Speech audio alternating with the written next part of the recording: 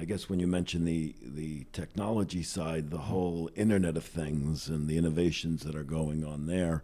Um, Talk a little bit about that. Do you get involved in the actual sensor technologies, um, or are those just really standard off the shelf type components? And then where do you innovate and spend your R&D dollars? Yeah, I mean that's a good question. There is the amount of gadgetry on the IoT things is so massive right now, and you know I it's very interesting. The Internet of Things has become such a buzzword, and a lot of people use it, and a lot of people talk about smart buildings and a lot of stuff. But what I found was that there was such a gap of utility data aggregation. So like energy data. There's a lot of smart TVs, and there's like a lot of smart refrigerators that will tell you like a milk's bad. There's a lot of that of the IoT stuff, but there wasn't like real time minute to minute electric, water and fuel data. So when we took a look at this, we took a very broad approach to integrate with every single piece of hardware from third-party suppliers on smart computers or smart meters, and then take a look at what are the really sturdy technology out there that we could really partner with. And we actually, purchased some of those components, but we modeled ourselves open to work with all types of hardware providers. So when you have a database right now, we've grown into about 5,200 buildings. Even since last year, there was an additional about 2,000 buildings. We have a marketplace where hardware providers want to work with us, and they will contact us and say, hey, we have this great piece of technology. Can you integrate with it, and do you think it works? And my duty as a software / hardware technology and development company is to take a look at that hardware and put it through a very rigorous test. And I can tell you, some stuff doesn't work. I wish that there was this push for sonar and ultrasonic devices so that you wouldn't have to plumb in water meters.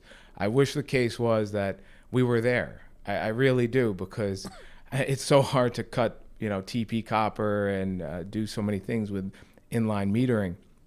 However, I can say that there's right now only one particular company I know of that has a shot, and I've been talking with them for 2 years. They're guys out in Palo Alto, out west, developing this technology, and hopefully we'll be beta testing and it will work. But we put it through a litmus test. We trust sturdy technology, and then has to be open to work with the software. Now, how would someone, an asset owner, let's say myself, if I own 5, 15, 20-story buildings, and I'm real intrigued here, how do I get started? What's the first? And let's assume I'm sub-metered throughout.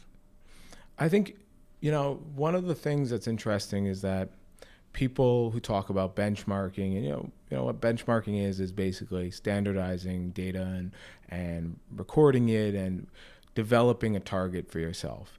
So no matter if you are sub-metered all over the place, and what are you testing that target against, and who are you looking at it?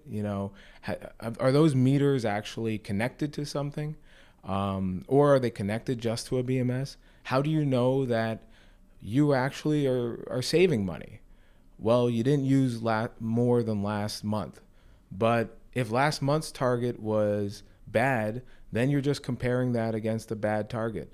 So to any building owner, I would, and I know, again, maybe some people's eyes will roll, but the EPA does some great stuff. And I think Energy Star is a great benchmark to look at all your buildings. And it shouldn't be, I can't be Energy Star. It should be why I'm not Energy Star. Because that, 30% being better than 70% of your peers, that's a lot of money there. It's a lot of money that will help with operations and cut costs and add value to that asset. So that first step is to really get into the world of benchmarking and knowing what you want to go after. Yeah, I So, mean, so let's say I have my buildings there. Okay, now I know what I want. I want a 20 to 30% reduction in these key areas. We've monitored the building for the last year, let's say, broken up monthly. What a pain in the neck that was to pull all that data together. What would the next step be then? I mean, I would say that if you have properly benchmarked the buildings, you've followed, and that's another thing that I think will resonate with a lot of people in New York and ownership, because they've heard these terms pretty much since 2008, really, since Michael Bloomberg started the Greater Greener Building Act. That they started with benchmarking. These were very smart people. They started with benchmarking because they wanted to develop targets for the buildings. Then they did Local 87. They forced everybody to do 87. So they would send engineers out looking for problems. And now they're starting to ask for the results and starting to put the kind of like turning the wrench a little bit. But I would say once you've got your buildings benchmarked, once you've started to aggregate all your bills, the next step is really turning the big three, fuel, electric, and water, into real-time data and pulling that into an active system that's constantly checking it, constantly looking at, okay, how is it functioning today? How is it yesterday? How's it last month? And if you notice the anomalies that will develop, then how do you attack them? You get an alert. There's a running toilet in apartment AB. Get an alert, fix it. That's a $60 a day leak that you don't have anymore. So that's the setup that I would do. And that's what we do, really. When we talk to big ownership, you're talking about 300 buildings. And we're partner with Carnegie Mellon University as well. Believe me, they suffer from the same problems. Big guys, small guys, they all suffer from it.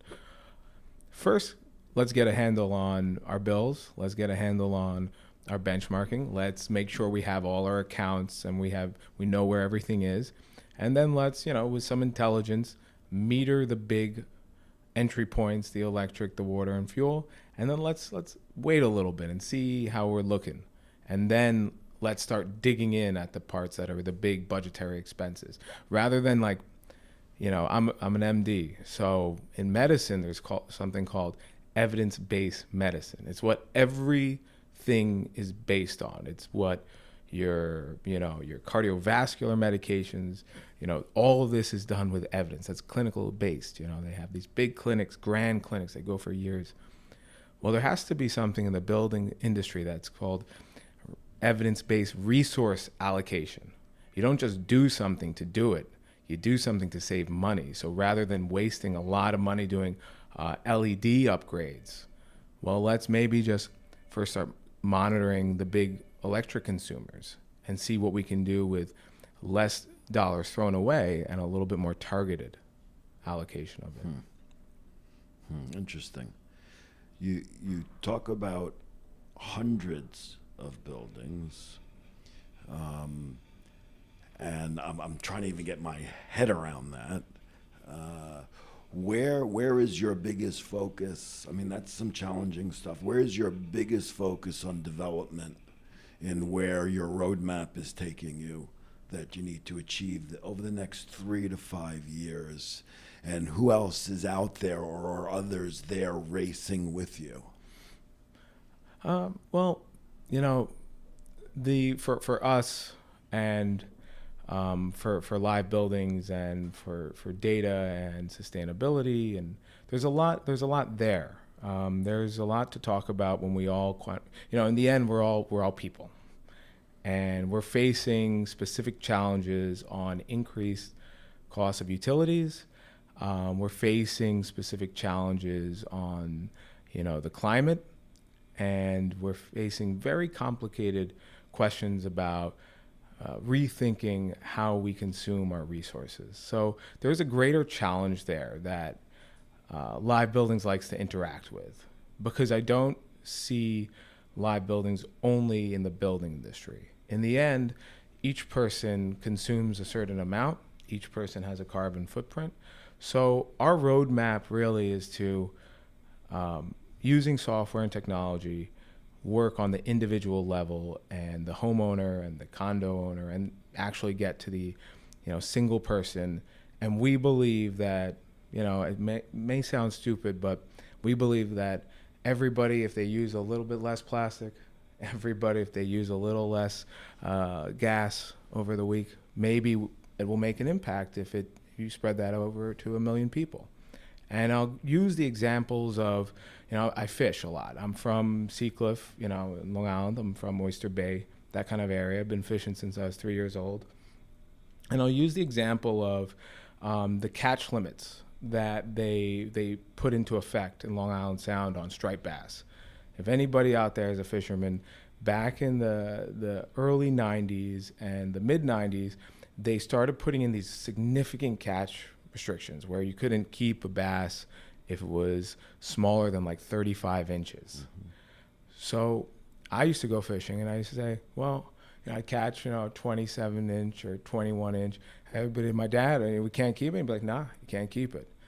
But yeah, that guy over there is probably going to keep it. No, you can't keep it. So that one fish goes back, all of a sudden you start to make an impact. So that philosophy kind of drives us with our plan, not just in the building industry, but in kind of the consumer and the customer industry that I believe is starting to really pick up now.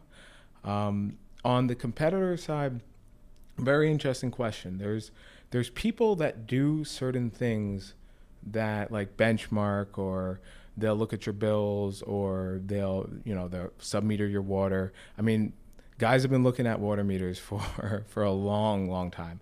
Or, they'll consult with you about your utility bills, like the DEP. But I don't see anyone really who does the full picture. And I think that's one of the biggest issues that faces the industry for building owners, is that there's no holistic approach. So you'll get a guy who will do the DEP analysis for you. And then he'll say, well, for anyone who doesn't know, the DEP is like the water company in New York. Mm-hmm. And I'll say, well, you should do a metered rate, means you pay per gallon. Or he'll say you should do a flat rate, where you pay a flat rate per month. And then they'll take a percent. But they won't give you any visualization to the water consumption. And also, building owners, you lose your ability to independently verify your bills and consult with your utility company. So in my opinion, a lot of the, competition, quote unquote, is fragmented and is not very good for building owners. Our goal is one thing with building owners and management and universities and everybody. You should have full control of your utility accounts, whether it's a guy in the office or somebody. You should have full control and knowledge of what is happening in your asset. They're very expensive things. They need to be treated as such, no matter where they are. And to you, that's the low-hanging fruit. Mm-hmm. And then moving to the next is to those individuals and giving them the visibility of the real-time data. Yeah, really. I mean, it's all amazing. The way to an app on your watch. Yeah, I mean, it's amazing to see. I have some very talented people on the development and the R&D side that work with me and work for me. There's a lot of thought that, apps are easy to make, and, you just buy a server and start, cutting some code. That's nonsense. When you really create development and architectural software, actually that Facebook app or that Instagram app that we all like or use, it is extremely complicated, the logic behind all that supports 50,000, 100,000, 1 million users at a time. So that's the stage we're in right now, is we're actually developing the architecture for 500,000, 1 million people on the site. So you have a nice long roadmap to the billions and billions across the planet. Yeah. And that's a great vision. Yeah. I mean, interesting. It's very interesting. It's, the building industry, we all live in buildings, and it's amazing how it's kind of dovetailed with the energy question, the climate question. It really goes hand in hand with people. Yeah. Interesting stuff. I'm really glad you were able to spend the time with us at Talisen Talk. I really look forward to catching up again in the near future to see the milestones you've achieved. Thanks for joining us. Yeah, thank you for having me. Thank you.